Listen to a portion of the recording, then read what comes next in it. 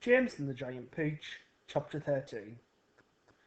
A few minutes later, Miss Spider had made the first bed. It was hanging from the ceiling, suspended by a rope of threads at either ends, so that actually it looked more like a mini hammock than a bed. But it was a magnificent affair, and the stuff that it was made of shimmered like silk in the pale light. "I do hope you'll find it comfortable," Miss Spider said to the old green grasshopper. "I made it as soft and silky as I possibly could. I spun it with gossamer. That's a much better quality thread than the one I use for my own web." "Thank you so much, my dear lady," the old green grasshopper said, climbing into the hammock. "Ah, this is just what I needed. Good night, everybody, good night." Then Miss Spider spun the next hammock, and the ladybug got in. After that, she spun a long one for the centipede, and an even longer one for the earthworm. "And how do you like your bed?" she said to James when it came to his turn. "Hard or soft?" "I like it soft, thank you very much," James answered. "For goodness sake, stop staring round the room and get on with my boots," the centipede said. "You and I are never going to get any sleep at this rate. And kindly line 'em up neat in pairs as you take 'em off. Don't just throw 'em over your shoulder." James worked away frantically on the centipede's boots. Each one had laces that had to be untied and loosened before it could be pulled off.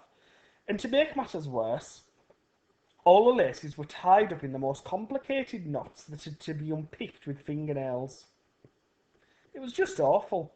It took about 2 hours, and by the time James had pulled off the last of all and had lined them up in a row on the floor, 21 pairs altogether, the centipede was fast asleep.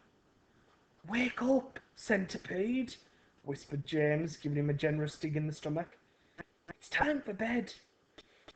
"Ugh, thank you, my dear child," the centipede said, opening his eyes.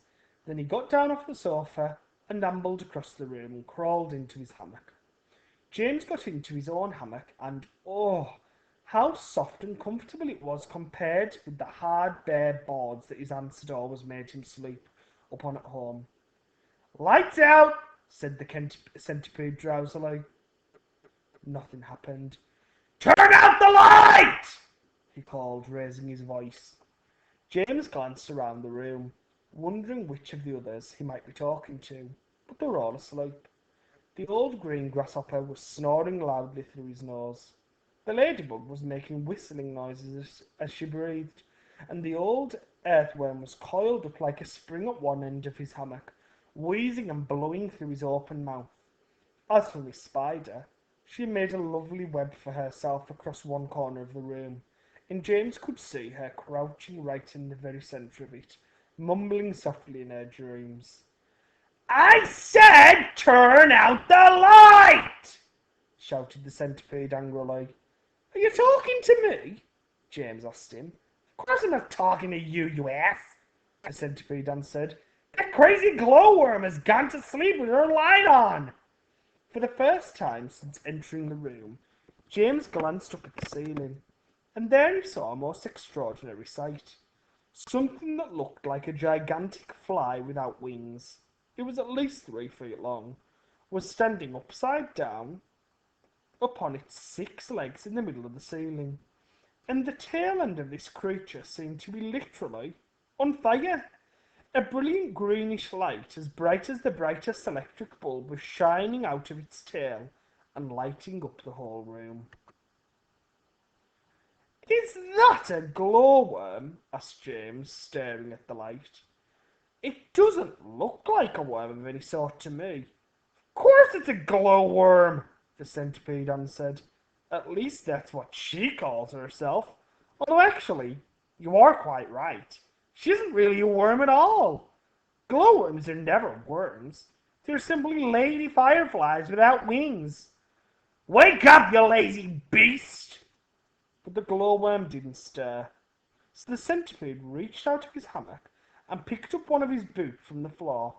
"Put out that wretched light!" he shouted, hurling the boot at the ceiling.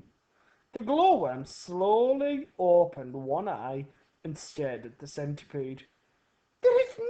You need to be so rude, she said coldly. All in good time. Come on, come on, come on, shouted the centipede, or I'll put it out for you. Oh, hello, James, the glowworm said, looking down and giving James a little wave and a smile. I didn't see you come in. Welcome, my dear boy, welcome. And good night. Then, click, and out went the light. James Henry Trosser lay there in the darkness with his eyes wide open, listening to the strange sleeping noises that the creatures were making all around him, and wondering what on earth was going to happen to him in the morning. Already he was beginning to like his new friends very much. They were not nearly as terrible as they looked. In fact, they weren't really terrible at all. They seemed extremely kind and helpful in spite of all the shouting and arguing that went on between them. Good night, old green grasshopper, he whispered. Good night, ladybug. Good night, Miss Spider. But before he could go through them all, he had fallen asleep.